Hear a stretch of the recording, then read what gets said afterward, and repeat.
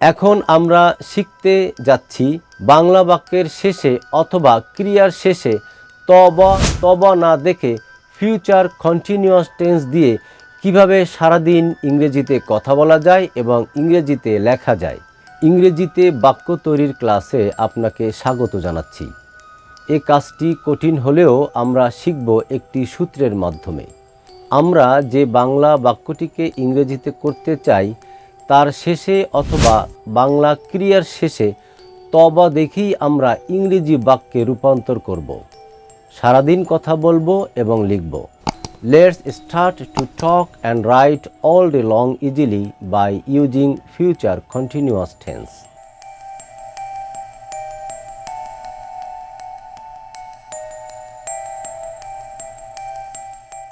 আজকে আমরা শিখব future continuous tense, affirmative and negative form. Future continuous tense কাকে বলে? ভবিষ্যৎকালে কোনো কাজ চলিতে থাকবে বুঝালে ফিউচার কন্টিনিউয়াস টেন্স হয়। চেনার উপায়: তব না। গঠন: তব উইল বি ইং ফর্ম, তব না ওন্ট বি ইং ফর্ম। যেমন, সে ইংরেজিতে কথা বলতে থাকবে। He will be speaking in English. সে ইংরেজিতে কথা বলতে থাকবে না। He won't be speaking in English. এই স্ট্রাকচার দুটি না দেখে 25 বার বলুন এবং ইচ্ছে মতো ভার্ব নিয়ে অনুশীলন করুন। তব উইল বি ইং ফর্ম, তব না ওন্ট বি ইং ফর্ম। চলুন তাহলে এই স্ট্রাকচার দুটি দিয়ে চেষ্টা করি কিভাবে অসংখ্য ইংরেজি বাক্য তৈরি করা যায়, কথা বলা যায় এবং লেখা যায়। আমরা এখন অনুশীলন করব কিভাবে এই স্ট্রাকচার দুটি দিয়ে অসংখ্য ইংরেজি বাক্য তৈরি করা যায়। তুমি একটি বাগান তৈরি করতে থাকবে। You will be making a garden. তুমি একটি বাগান তৈরি করতে থাকবে না।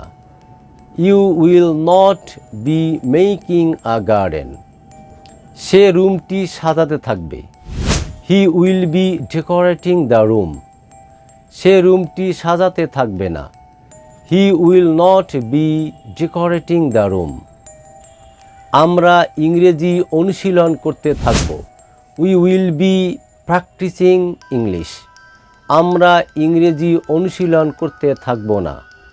We won't be practising English. এখন আমরা শিখেছি বাংলা বাক্যের শেষে অথবা ক্রিয়ার শেষে তব না দেখে ফিউচার কন্টিনিউয়াস টেন্স দিয়ে কিভাবে সারাদিন ইংরেজিতে কথা বলা যায় এবং ইংরেজিতে লেখা যায়। বাকিটা নির্ভর করছে আপনার প্র্যাকটিসের উপর। Thank you for watching. You are invited to watch next tutorial. Until then, আল্লাহ হাফেজ।